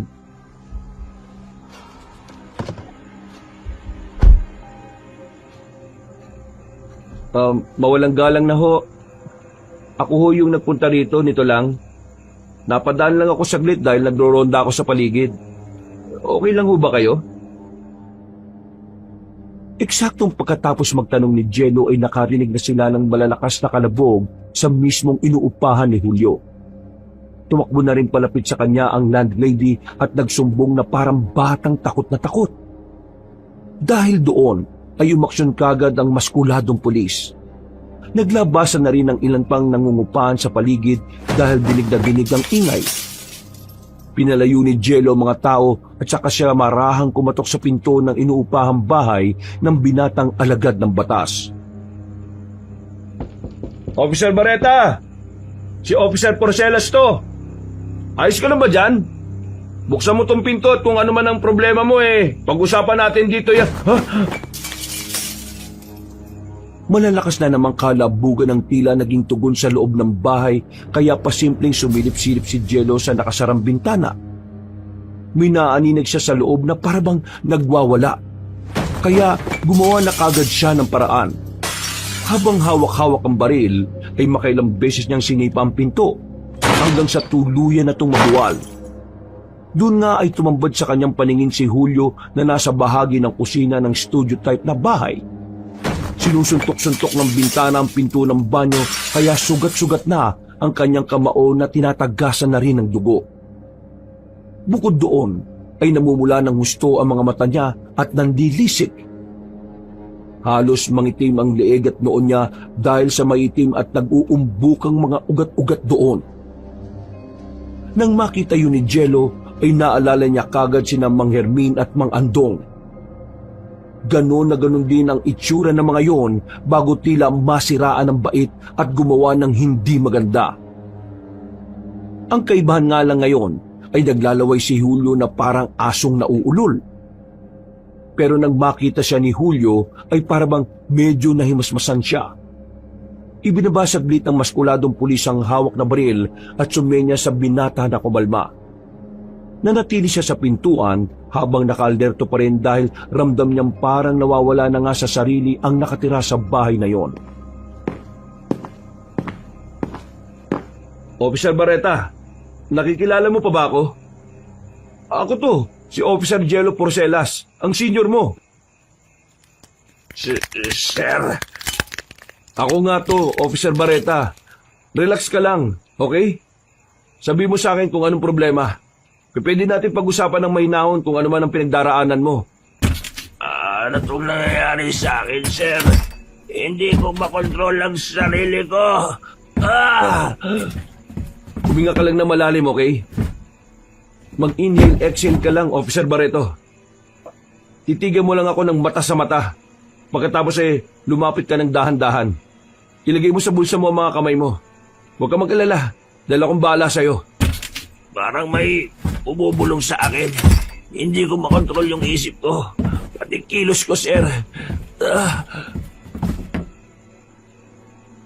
Nang malapit na sila sa bandang sala, ay biglang humito ang binata dahil napahawak siya sa kanyang ulo. Hindi pa rin itinutok ni Jello ang baril pero nanatili lang siyang nakaalerto sa posibleng mangyayari. Hanggang sa mas tumalim na nga ang tingin ng nawawala sa sariling lalaki. Natatakam ako, sir. Natatakam ako. Hindi ko na mapigilan itong nararamdaman ko. Yung naguutos sa isip ko, sir. Ayaw ko nang pigilan. Takam na ako. Ano? Takam na takam saan? Sa sariwang karne at dugo mo! Kasunod ng pagkasabing yun ay mabilis siyang nilundagan ng binatang halos magtalsika na ang laway dahil sa sobrang pagkatakam. Doon na nga rin nakita ni Jello ang pag-iba ng kulay ng mga mata ng kasagupan niya. Napansin niya rin ang paghaba ng mga pangil at pagbabago ng balat noon. Pero dahil mas maliit sa kanya si Julio, ay nagawa niyang maitulak yon. Napasandal din siya sa gilid hanggang sa maitulak niya ang pinto dahilan para sumarayon. Nang akmang lulusob ang binatang tila unti-unti nang nagiging mabangis na hayop, ay kaagad niyang itinutok ang baril. Officer Barreta, huwag kang gagalaw! Hindi mo magugustuhan ang susunod kong gagawin kaya sumunod ka na! Wala akong ititira. Tama na! Tumigil ka sa kakabulong. Ayaw ko nito. Ayaw ko nito. Natatakam ako sa karne ng tao. Napansin nga ni Jello na tila pinaglalabanan pa rin ni Julio ang kung anumang nilalang na kumukontrol sa pagkatao niya. Nagwawala-wala na naman ang binatang pulis at kung ano-ano ang pinagsasasapak at pinaghahagis. Sinamantala yun ang matipunong pulis. Dali-dali siyang humanap ng matigas na bagay at bago pa siya ulit mapagtuunan ng pansin ng kabaro na nawawala sa sarili, ay pinalo na niya yun sa ulo. Siniguro niyang hindi mapupuruhan at mahihimatay lang.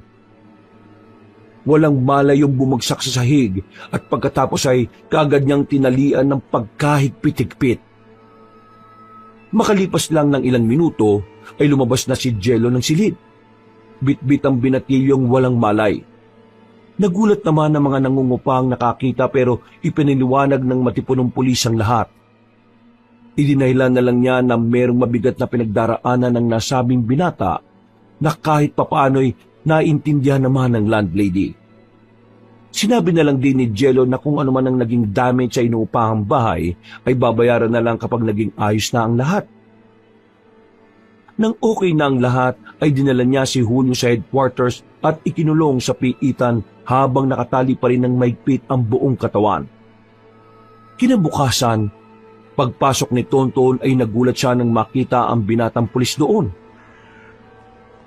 Uy! Anong ginagawa ni Officer Barreto dito sa kulungan, sir? At saka, bakit siya nakatali? Pagmasdan mo siyang mabuti. Pero huwag ka masyadong lalapit sa rehas, ha? Ano bang nangyayari, sir? Ha? Parang nawiwirdoan na rin ako sa iyo, eh. Ay, anak ng tutay! Pareho pa silang nagulat matapos makita si Julio na tumayo at nagwawala-wala. Habang nakadikit sa rehas ay para yung mabangis na hayop na kagat ng kagat. Nakikita mo ba yung mga mata niya? Pati yung maitim na ugat sa leeg at noon niya? Oo nga no. Parang katulad yan sa nangyari kay Mang Hermin at Mang Andong. Ganun na nga. Naalala ko lang bigla yung minsan akong nadistino sa isang probinsya sa Mindanao. Naalala ko na may sinasabi sila na ganyan. Sinyalis daw yan na nayanggaw ang isang tao. Ano sir? Nayanggaw? Ibig mong sabihin sir, nahawa ng pagiging aswang? Aswang na naman sir? Sa maniwala ka man o sa hindi, totoo ang sinasabi ko. Kung makikita mo lang kagabi kung paano niya ako atakihin. Ang sabi pa niya, kakainin niya ang karne ko at hihigupin ang sariwa kong dugo. Ano sa tingin mo? May isip ba ng taong hindi nayanggaw ang ganon? Posibleng katulad niya, nayanggaw din si Mang Hermin at Mang Andong. Pero paano o sino? Yung maglolang nagtitinda ng papaitan. Minsan ang sinabi sa akin ni Ronang tungkol doon. Pati ang si Julio. Bago makaramdam ng hindi maganda kumain muna siya ng papaitan na yun, di ba? Pati yung mga estudyanteng nasa simbahan na inakala ni Father Burgis na inaalihan ng demonyo. Nakakain din ng papaitan. Kaya ngayon sigurado na ako na si Manang Simang at ang apo niyang si Ariel ang may gawa ng lahat ng ito. Ibig sabihin ba nito sir? Mga aswang sila? Oo, kaya kailangan natin ng albularyo para makontra sila. Bago pa matapos ni Jello ang pagsasalita, ay meron nang dumating. Nang makita nilang si Father Burgis yun, ay kaagad nila yung pinapasok at kinausap. Nagulat din ng bahagya ang pare pagkakita sa binatang pulis na nasa piitan na para ring inalihan ng demonyo. Dahil doon ay kaagad ikinuwento ng Ginoo sa kanila ang nangyari sa mga estudyante. Gumaling ang mga yon matapos ipanalangin sa kapaliguan at painumin ng holy water. Kung ganun sir, hindi na pala natin kailangan ng albularyo. Oo nga, salamat Father Burgis at sinadya niyo talaga magpunta rito. O pwede niyo bang gawin dito sa kasama namin ang ginawa niyo sa mga estudyante? Nang marinig yun ni Julio ay nagwala na naman ang binata at nagsisisigaw. Hindi nyo kami mabubuksa. Hindi nyo mabubuksa ang mga duwang. Sasakupin namin ang baryo na to at lahat kayo mga matay. Mamamatay kayo. Uunahin ko kayong tatlo. Uunahin ko kayo. Brother, paliguan at painumin nyo na nga ng holy water ng isang yan. Naririndi na ako sa boses Ang tinis na parang demonyong ewan. Dahil doon ay kaagad nang sinimulan ng pari ang pagdarasal. Parte yun ng pag-exercise sa masasamang espiritu o sumpa ng pagkayanggaw ng duhang sa pagkatao ni Julio. Matagal ang naging proseso pero hindi nagpatinag ang pari kahit pa maraming beses na siyang kinukutya ni Julio. Kung ano-ano pa ang sinabi ng binatang pulis na naging dahilan kung bakit parang gusto na siyang saktan ni Tonton. Mabuti na lang din pumipigil si Jello sa kanya habang nagpapatuloy ang paglilinis. Maya-maya pa, pagkalipas ng higit 3 oras, sa 12 pagbabasa ng Biblia at dasal, ay tumigil sa pagkutya si Julio. Natulala lang yun na tila na estatwa hanggang sa unti-unti nang bumula ang bibig at mangisay.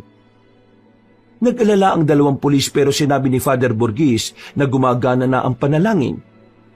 Unti-unti nga nilang nakita ang bula sa bibig ni Julio na naging tila itim na tubig. Nagsuka ang binata hanggang sa mapalhod na yon at napasigaw dahil sa sakit na nararamdaman.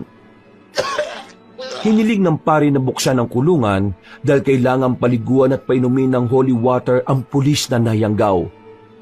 Nagdadalawang isip pa nung una si Jello pero sinunod na lang din niya ang sinabi ng pari. Pagbukas ng pinto ay kaagad nilang hinuwakan si Julio na nagbalak pang manlaban. Mabuti na lang din ay nakatali ang buo niyang katawan kaya malaking tulong din yon. At habang nagdarasal ay sinabuyan ngayon ni Father Burgis ng holy water. Pagkatapos ay hinawakan ni Jello ang ulo ng binata saka naman sapilitang pinainom ni Tonto ng natitira pang holy water. Sa sobrang pagpupumiglas ay hindi na nila napigil ang binata. Tumalsik sila pareho at nang sasalakay na yun sa kanila ay bigla na lang yung nanghina. Pagpagsak ni Julio sa sahig ay kitang-kita nilang lahat kung paano ang itim na usok ay lumabas sa katawan ng binatang nayanggaw. Nagsisisigaw yon at namimilipit sa sakit hanggang sa tuluyang mawala ng malay tao. Napansin din nila na tuluyan ang nawala ang mga maitim na ugat sa leeg at noo ng binata, kaya naging kampante sila kahit papaano. Pero alerto pa rin ang mga pulis dahil baka bigla nilang dumilat at sumalakay ang nakahandusay nilang kasamahan. Father, tapos na ho ba? Oo nga ho, Father. Ano ang mangyayari kay Julio? Napatingin silang lahat sa binatang pulis na biglang umungot habang tinatawag sila.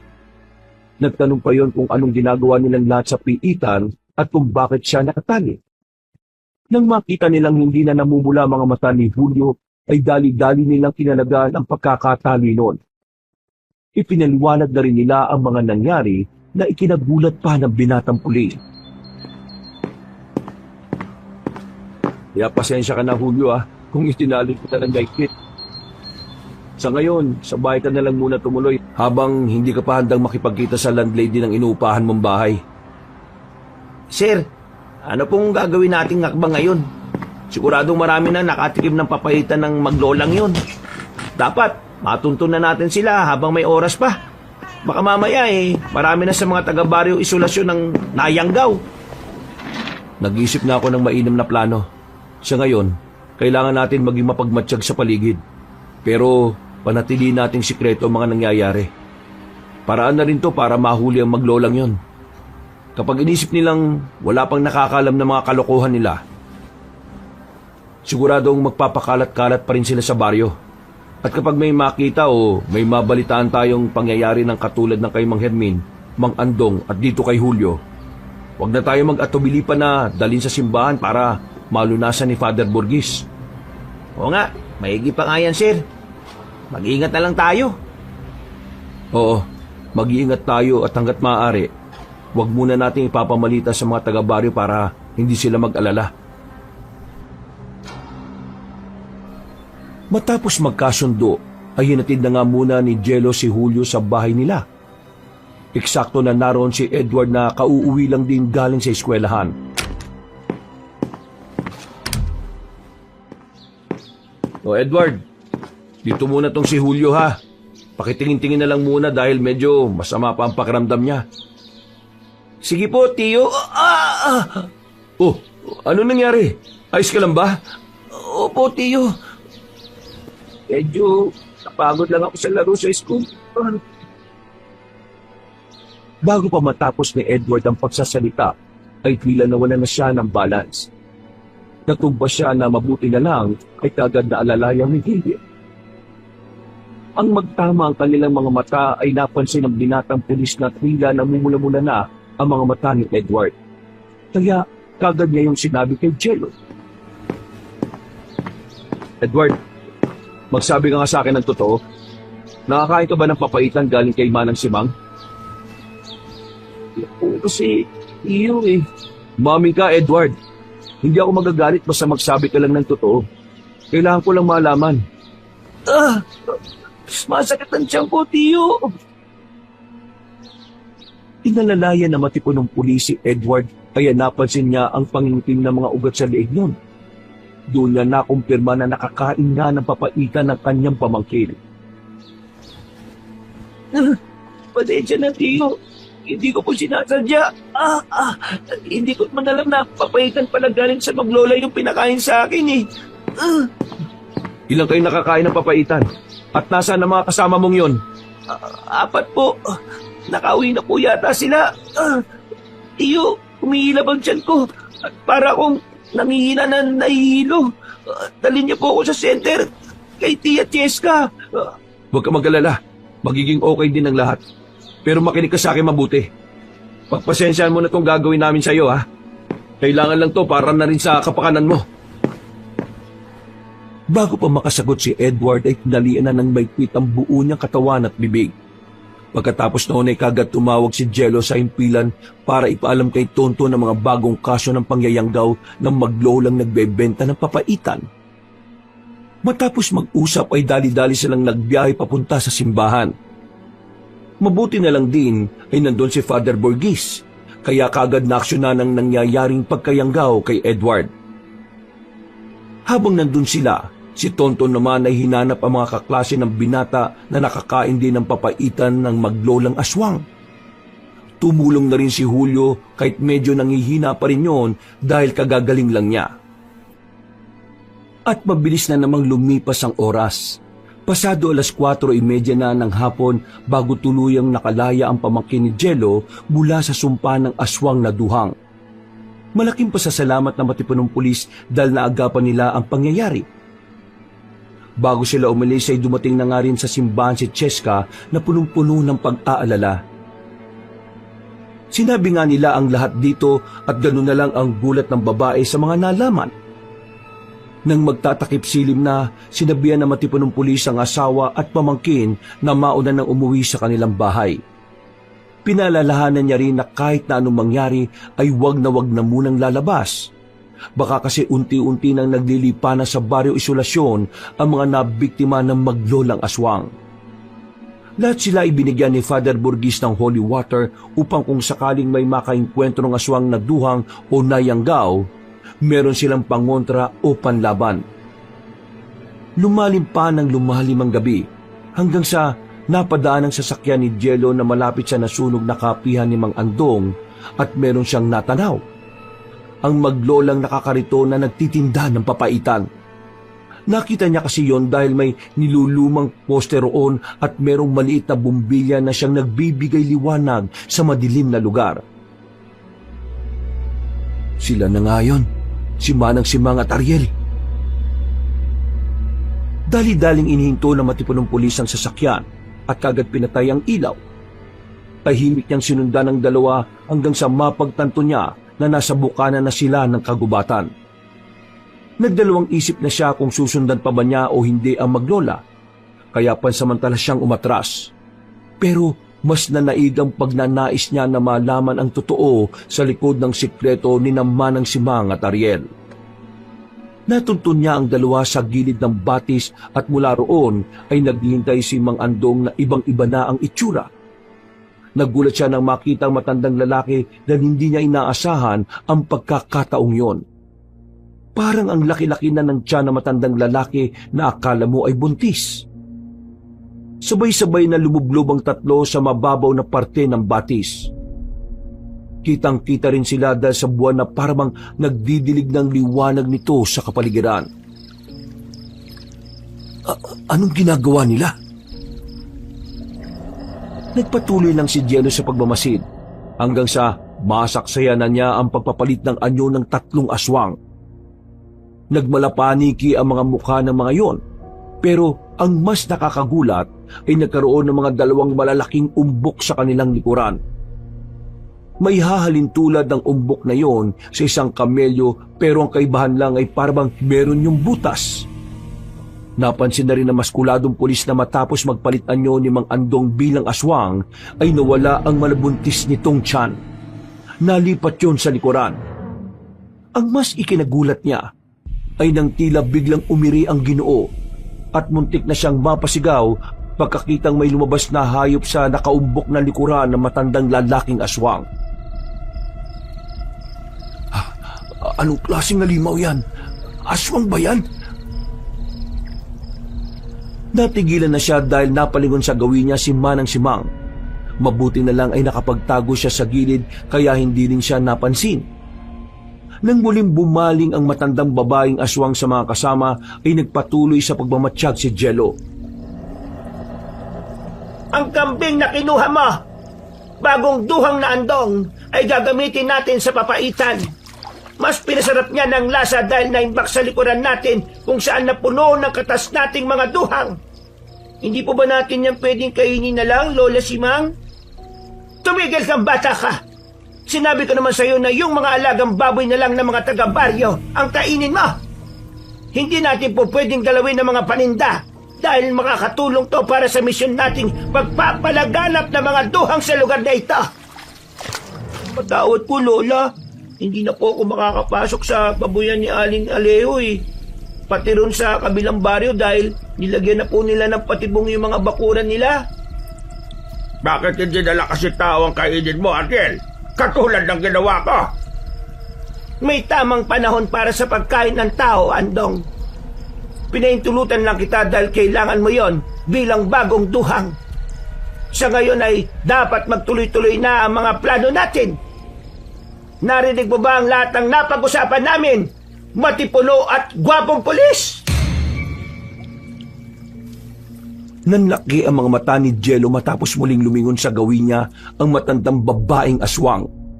Sumunod na rin si Mang Andong at Ariel na napangiti matapos siyang makitang sumulpot mula sa pinagtataguan. Ilang araw na magmula nung binili mo yung papaitan ko. Pero hanggang ngayon, hindi ka pa rin nayayang daw. Ibig sabihin lang nun, hindi mo kinain ang papaitan. Sabihin na lang natin na malakas ang pakiramdam ko kaya tinapong ko. Sa dami ng nagugutom, nakukuha mo magaksaya ng pagkain. Isa pa, ikaw lang ang bukod tanging taong tumanggi sa masarap na lasa ng papaitan ko. Alam mo ba na may espesyal na kasangkapan yon na galing sa katas naming mga duhang? Kaya ang lahat na makakakain ng papaitan naming maglola ay mayayanggaw at hindi magtatagal ay magiging katulad na rin naming mga duhang. Kita mo naman ang resulta, hindi ba? Pagbastan mong maigi si Andong, ang dating mga ngapi na ngayon ay isa ng masugid kong alagad. Mang Andong, hindi pa huli ang lahat. May pag-asa pang bumalik ka sa dati katulad ng nangyari sa mga ibang nayanggaw. Napagaling sila ni Father Burgis, kaya magagawa rin nila yun sa iyo. Wala nang pag-asa para kay Andong dahil nakatikim na siya ng sariwang dugo at karne ng tao.